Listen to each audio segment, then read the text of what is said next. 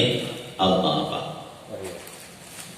Bapak-bapak dan ibu yang dirahmati Allah, pertama alhamdulillah alamin. Marilah kita tidak henti memuji Allah. Memuji Allah. Alhamdulillah.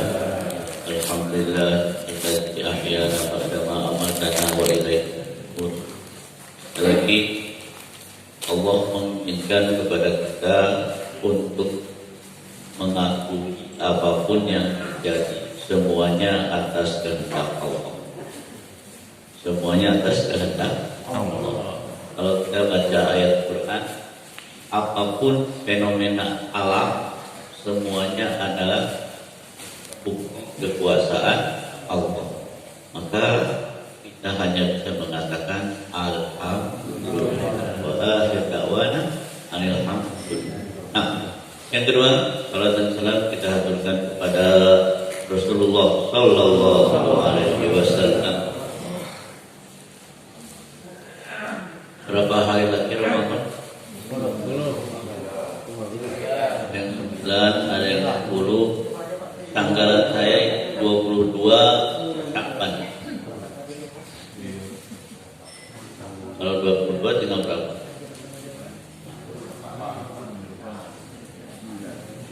7 atau 8? 6. Beda ya. Kita ini lebih perhatian berapa hari lagi Lebaran atau berapa hari lagi Ramadan? Ayo. Ketika Ramadan berharap datang Syawal atau berharap jangan berakhir? Seharusnya kenyataannya yang kedua, seharusnya dengan Ramadan ini segera datang atau jangan dulu datang? Seharusnya. Memang hadirin rahimakumullah,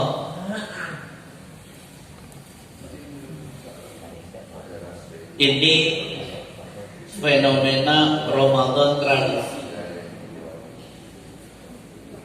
Fenomena Ramadan tradisi.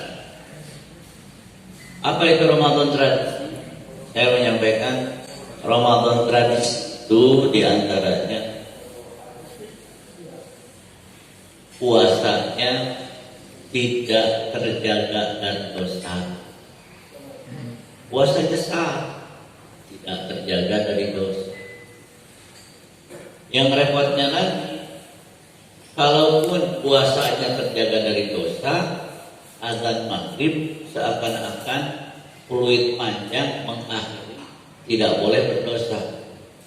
Jadi kalau dia jangan coba ada puasa, terus kalau maghrib nggak boleh. Jadi kita ini apa? Terkontaminasi dengan Ramadan tradisi.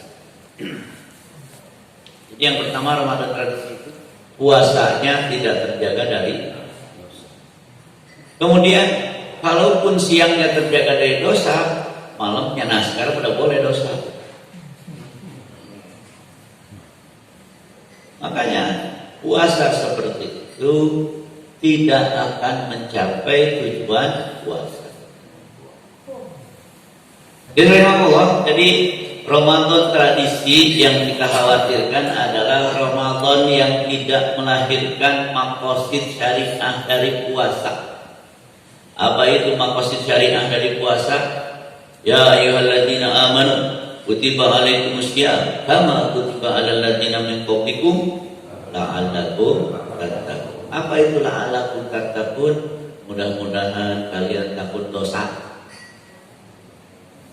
Jadi yang namanya takwa itu masalah hati. Masalah hati. Yang kalau bertakwa menggerakkan manusia, ada fisik, ada hati. Kalau bertakwa menggerakkan manusia fisiknya, menghindari dosa, melaksanakan perintah. Dosa kedua, tidak melakukan wajib dosa. melakukan haram dosa. Fenomenanya di Indonesia apa? Ya dosa sama pahala gabungnya sekali. La'allakum tattaqun. Jadi la'allakum tattaqun itu apa? Mudah-mudahan kalian, satu atau banyak? Banyak. Mudah-mudahan kalian takut dosa. Kira-kira kita ini enggak masyarakat Indonesia takut dosa? Tapi yang jadi masalah, kalau masyarakat takut dosa, orang munafik yang hobi dosa marah. Bahaya takut COVID atau bahaya takut dosa? Saya tanya, yang lebih bahagia mana, yang meninggal atau yang hidup? Apa dalam surat Yasin? Ketika dia meninggal, dia ngasih tahu, seandainya kau tahu gimana rasanya meninggal, ya laita kau ta'lamun bima ghafara rabbi wa ja'alani minal mukramin. Jadi yang bahagia itu yang meninggal atau yang hidup? Ya tergantung. Kalau dia hanya beriman, beramal saleh, dia bahagia meninggal daripada yang hidup. Kan di dalam surat Yasin, seandainya kau tahu apa yang Allah berikan kepada saya setelah meninggal, pada pengen juga meninggal. Nah, tapi kita tidak boleh doa minta mati. Kenapa? Karena nggak boleh. Harus berusaha hidup. Nah, Alhamdulillah kembali, puasa yang tidak bernilai adalah puasa yang tidak terjaga dari dosa. Kapan bisa terbentuk takwa dari puasa? Kalau puasanya terjaga dari dosa. Makanya Umar bin Khattab mengatakan puasa yang paling mudah adalah terjaga dari yang membatalkan puasa, tidak makan, tidak minum, tidak jima. Yang lain mah ikut pelengkap saja. Nah, sedangkan yang sulit adalah mempuasakan mulut, mempuasakan apa lagi? Kalau hati nggak dihitung, mempuasakan mulut, mempuasakan telinga, mempuasakan. Yang sulit mana? Semuanya sulit. Mata, coba lagi bulan puasa, kan terjaga dari dosa. Lagi sedang dengerin khutbah, dengerin ceramah di YouTube, banyak tiba-tiba muncul iklan. Apa? Saya kadang-kadang kesel juga lagi dengerin ceramah ya. Sampai kan kalau saya dengarkan ceramah berbahasa Arab dari para ulama, yang muncul iklan TikTok lagi joget. Mending kalau laki-laki roknya pendek, kuyup kan? Ya, coba. Nanti dalam puasa Astagfirullahaladzim kan nggak boleh, iya memang nggak boleh. Makanya jaga mata. Nah, jadi bapak-bapak yang saya hormati,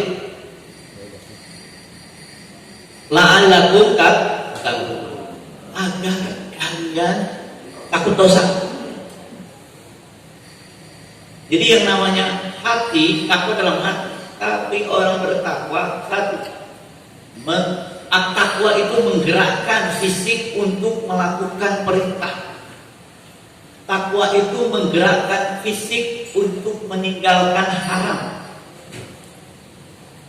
Makanya ada namanya etik.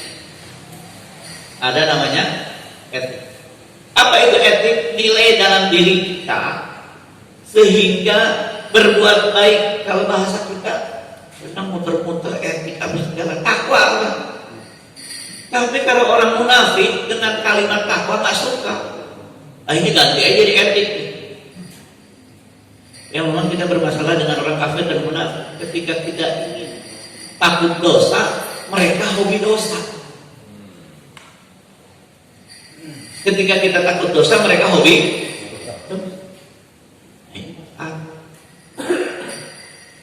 Masalah kita dengan mereka yang hobi. Bagaimana? Lihat, al-munafiquna wal munafiqat ba'dhum min ba'd ya'muruna bil munkar wa yanhauna 'anil ma'ruf. Kebalikan yang beriman, ya'muruna bil ma'ruf wa yanhauna 'anil munkar. Oleh karena itu hadirin rahimakumullah, siapa yang merasa khawatir kalau mukmin ini takut dosa, ya orang munafik dan orang kafir. Maka kata siapa namanya? Kata orang Yahudi, kalian tenang, mukmin nggak bakalan ngapa-ngapain. Kenapa? Kalau sholatnya sudah tidak tertampung kayak sholat Jumat, kalian boleh merasa khawatir. Tapi kalau sholat subuhnya masjidnya masih pada cukup, tenang, mungkin belum pada bangun. Tapi gampang kalau mau sholat subuh penuh. Bikin pengumuman, siapa yang sholat 2 rakaat sebelum subuh dikasih 50.000. Penuh nggak? Padahal Allah Subhanahu Wa Taala menjanjikan siapa yang 2 rakaat sebelum subuh mendapatkan dunia dan seisinya. Ditawari dunia dan seisinya, tidak pada mau. Ditawari 50.000,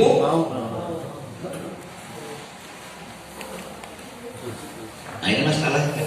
Apa sih masalahnya? Masalahnya manusia itu kalau ditawari akhirat enggak pengen, kalau ditawari rizki, nah itu tidak mau.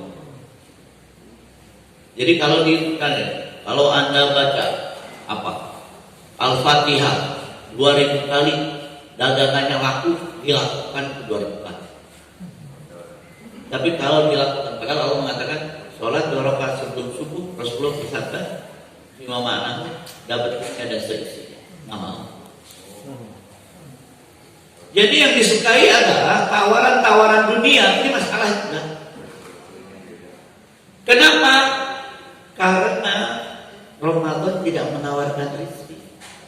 Ramadan hanya menawarkan akhirat. Jadi manusia yang berpikir ibadah rezeki. Misalnya gini, Masya Allah, orang ini sukses, memang dia tahajudnya rajin. Ketahuilah Ramadan yang sukses tidak ada hubungan dengan rezeki. Ramadan yang sukses tidak ditawarkan rezeki.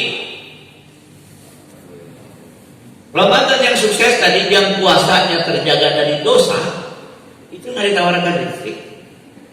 Ditawarkannya apa? Diberi maghfirah. Coba bayangkan, kalau kita Allah berfirman, kalau seandainya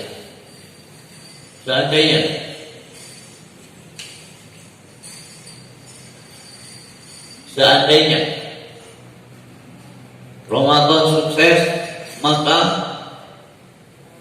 bisnis sukses. Wah, saya bisa rumah. Saya ingat sekali ketika di pesantren disuruh puasa 9 hari berturut-turut, nggak memakan makhluk hidup. Akhirnya debat, telur itu makhluk hidup atau bukan?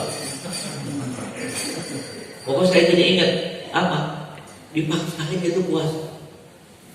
Karena kalau berhasil puasa 9 hari hanya makan nasi dan sayur-sayuran tanpa ada yang bernyawa, bisa kebal. Jadi katanya kalau ada orang kumpul dikitin aja baik, nggak jadi. Yang menarik apa? Dipaksain 9 hari. Sedangkan kalau ditawari maghfirah, tawar puasa kan menawarkan maghfirah ya, man shoma ramadannya, man ghufira lahu ma taqaddama min dzambi. Pasti dihapus, ghufira lahu ma taqaddama pasti dihapus. Yang jadi masalah ya cuma maghfirah doang. Coba kalau puasanya sukses akan mendapatkan bisnis sukses. Nah, di Ramadan. Yang jadi masalah tawarannya akhirat, tawarannya sedangkan memang Ramadan hanya menawarkan akhirat. Man shoma Ramadan maghfirah, man qoma Ramadan maghfirah, man qoma Lailatul Qadar maghfirah. Yang kedua, Ramadan menawarkan apa? Dibebaskan dari neraka. Ya, bukan dibebaskan dari neraka. Ada hal itu yang kita inginkan. Maka bagi yang memburu dunia, Ramadan ada. Ramadan itu memburu maghfirah. Ramadan itu memburu ikun minan nar, dibebaskan dari neraka. Maka yang tanggal 1 Syawal itu Rasulullah bersabda, Rokima'an hukiin akhala Ramadan wala kufar. Betapa hinanya manusia hidup di bulan Ramadan, tanggal 1 Ramadan dosa nggak diampun. Itu mereka manusia hina.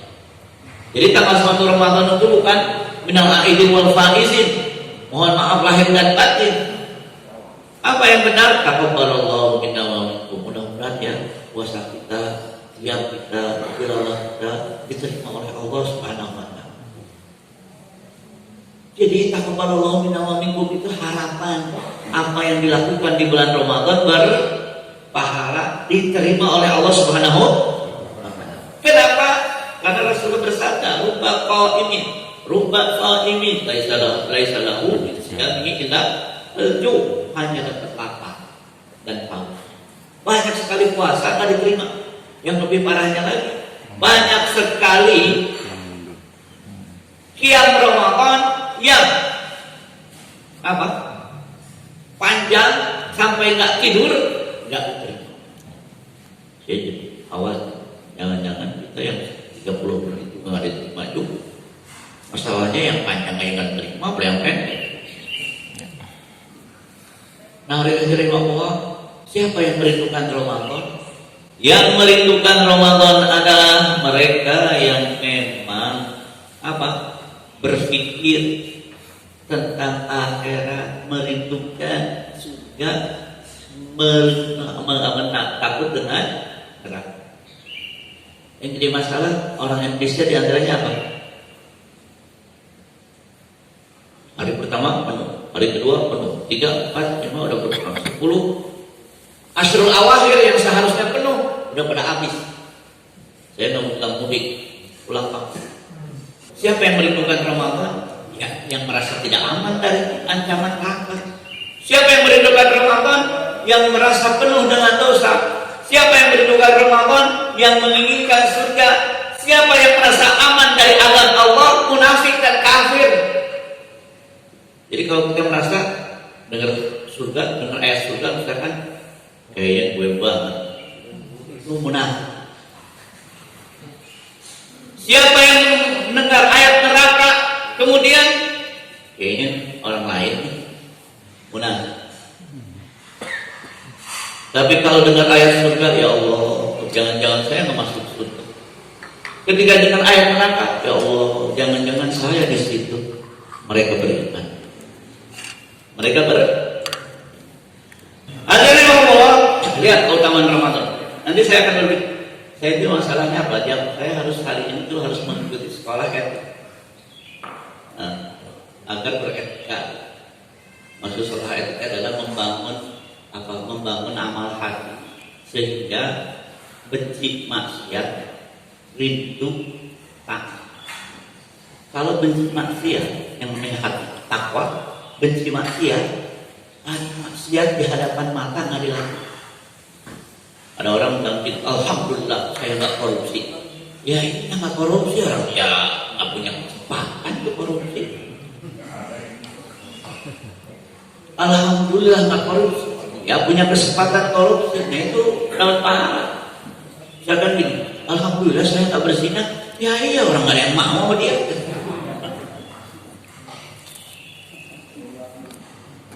Jadi ada Allah yang diperlukan adalah nilai dalam hati yang kita pegang sehingga etik, sehingga ada kesempatan berbuat haram tidak melakukan, ada kesempatan berbuat baik langsung melakukan. Makanya nanti yang namanya puasa itu yang disasar hati. Bagaimana setelah puasa menciptakan manusia yang punya hati takwa, yaitu benci dosa. Benci dosa. Ya masalahnya kalau dosanya masih dicintai, wah nggak melakukan, ada kesempatan. Kalau ada kesempatan di situ yang masalah. Maka memang kita harus membentuk hati yang bertakwa dan yang menggerakkan fisik kita untuk beramal. Nah, keutamaan Ramadan saya singkat karena memang Puasa menghapus dosa, man shoma Ramadan tadi sudah. Tarawih menghapus dosa, man shoma Ramadan. Pertanyaan nanti tarawih seperti apa yang menghapus dosa? Apakah tarawih yang 21 rakaat, 23 rakaat 7 menit?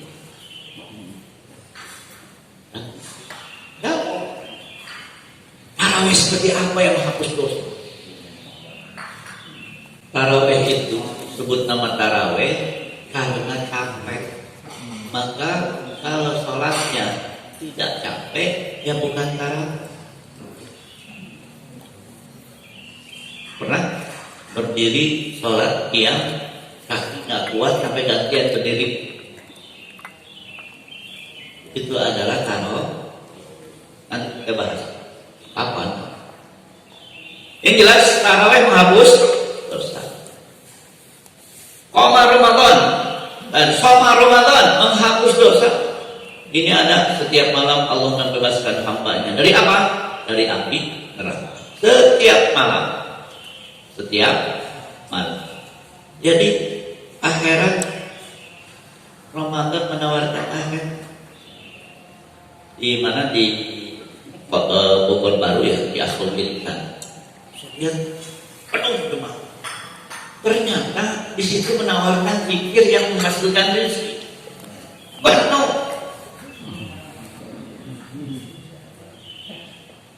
Betul kan? Tadi kayak saya ketika jadi santri sebelum ke kantor, kalau di kantor itu ada pemeriksaan jimat. Pokoknya nggak boleh. Jadi Pak semua diperiksa, jangan ada jimat. Ada yang indikasi jimat nggak boleh. Kalau ada indikasi langsung ditangkap. Jadi betul-betul akidahnya dibersihkan, jangan ada. Ya, sekali lagi, manusia itu antusias dengan apa? Kalau zikirnya menawarkan dunia. Baca ini sekian kali, nanti warung baksonya sukses. Waduh, malam-malam dia nggak tidur, merah matanya, malu. Saya pernah juga pengalaman waktu ujian, waktu masih ujian NEM tahun 86. Ada yang ngasih tahu kalau mau sukses baca Qul 2004.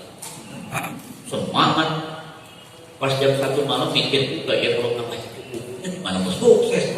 Nah jadi saya nggak beres. Padahal udah berapa lama? Udah hampir selesai 2000. Ternyata manusia itu kalau baca ini sekian kali nanti dapat dunia. Waduh semangat. Tapi yang jadi masalah Ramadan nggak menawarkan dunia, Ramadan menawarkan akhirat. Ada nggak? Barang siapa sukses Ramadannya nanti bisnisnya sukses. Nah, makanya Ramadan, siapa yang paling mudah dengan Ramadan? Yang pikir akhirat. Makanya anak muda nih, belum pikir akhirat, tertarik Ramadan. Nah sekarang, ya kalau udah sepuh Pak, sangat tidak wajar tertarik dengan Ramadan. Sudah selesai semua. Sukses sudah, nikah sudah, anak sudah, cucu sudah. Yang satu yang belum nikah lagi. Insya Allah orang soleh. Jadi apa itu suami soleh menurut versi para istri?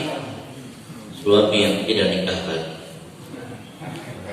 Nah, jadi ada 50 tenang ibu-ibu, yang soleh itu nggak nikah lagi.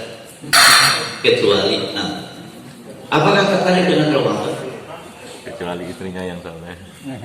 Jadi kalau ya alhamdulillah, yang masih alhamdulillah sudah pensiun kembali ke masjid, subhanallah. Tapi tolong, apakah anak muda tertarik dengan tawaran Ramadan yang hanya menawarkan kesuksesan akhir? Sampai saya ada pertanyaan, Ustaz, bagaimana mengajarkan anak saya supaya dia rindu akhirat?